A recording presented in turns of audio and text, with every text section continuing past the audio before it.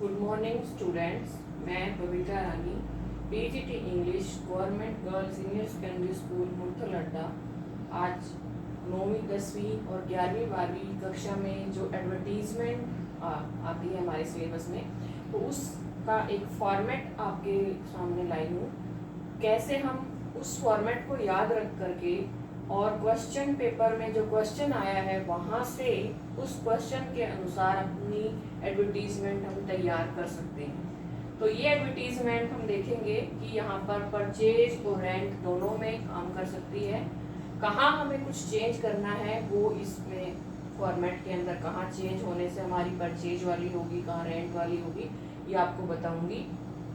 तो सबसे पहले कोई भी एडवर्टीजमेंट जब हम तैयार करते हैं इस तरह से हाउस के लिए, तो उसमें हमें ध्यान रखना होता है कुछ पॉइंट्स का, जैसे कि आपकी रिक्वायरमेंट कितनी है रूम्स के बारे में, आपकी लोकेशन आप कहाँ चाहते हैं कि आपके वो जो भी आप हाउस चाहिए आपको वो किसी आपके जॉब प्लेस के नियर हो, आपके बच्चों के स्कूल के आसपास हो।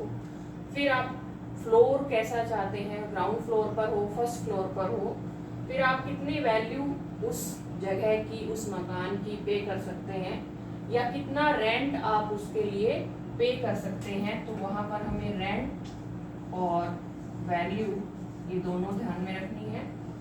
अब क्वेश्चन देखो, you want to purchase a flat, कि आपको एक फ्लैट लेना है। अब इसमें हमें कुछ भी नहीं दिया हुआ कि you are so and so, नहीं, और ना ही हमारा एड्रेस दिया है, कुछ भी नहीं दिया। तो इसमें हम अपना नाम, कॉन्टेक्ट नंबर अपनी मर्जी से डाल सकते हैं। और ड्राफ्ट एंड एडवर्टीजमेंट, अब हमें एक ड्राफ्ट करनी है और ये ध्यान रखना है कि ये 50 वर्ड्स के अंदर होनी चाहिए। न्यूज़पेपर में हमें देनी है डिटेलिंग। डिटेलिंग का मतलब आपको अपनी रिक्वायरमेंट की डिटेल देनी है, about your requirement and capacity to pay, और आपकी जो भी कैपेसिटी है, चाहे वो रेंट के लिए है चाहे वो परचेज करने के लिए है, तो आपको अपनी कैपेसिटी भी इसके अंदर बतानी है। तो सबसे पहले हम अपना टाइटल लिखेंगे कि आपको वो किस लिए चाहिए, फॉर परचेज और फॉर रेंट। अब यहाँ पर वांटेड के बाद देखो एक मैंने ये जगह बनाई है, खाली जगह बनाई है। इसका मतलब हम यहाँ पर अपनी रिक्वायरमेंट डालेंगे। सबसे पहले आपको कितने रूम्स चाहिए, 2 रूम फ्लैट चाहिए आपको, 4 रूम्स फ्लैट चाहिए, 3 रूम फ्लैट चाहिए, तो वो आप यहाँ पर लिखेंगे वांटेड ए 4 रूम्स फ्लैट, वांटेड ए 3 रूम फ्लैट। और उसके बाद अब कैसा होना चाहिए, सबसे पहले तो मस्ट है स्पेशियस होना ही चाहिए, इट शुड बी स्पेशियस, ये आप हर उसमें डालेंगे, चाहे परचेज की चाहे रेंट की। फिर वहां पर कैसी उसकी लोकेशन, दूसरा पॉइंट है उसकी लोकेशन कैसी होनी चाहिए, it should be close to school, it should be near the main market.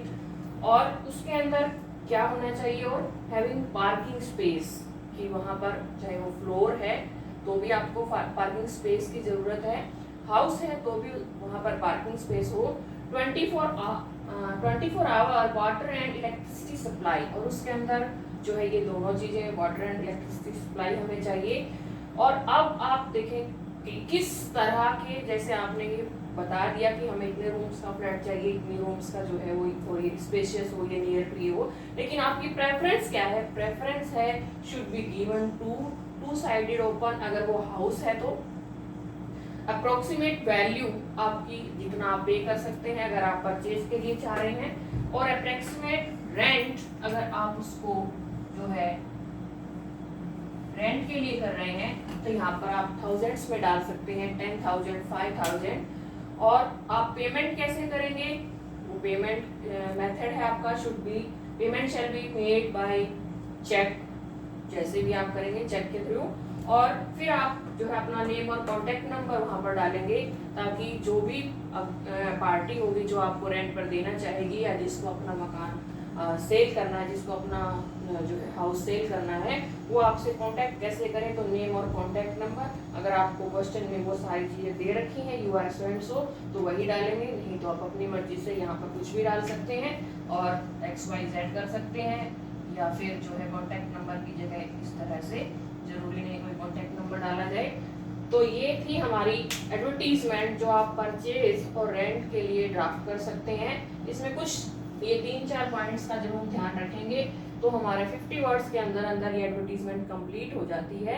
और जो है हम अपनी जो रिक्वायरमेंट उसके अंदर डाल करके ये सारी चीज़ें चारों पॉइंट्स को ध्यान में रख करके एक बेहतर एडवर्टीजमेंट तैयार कर सकते हैं। Thank you.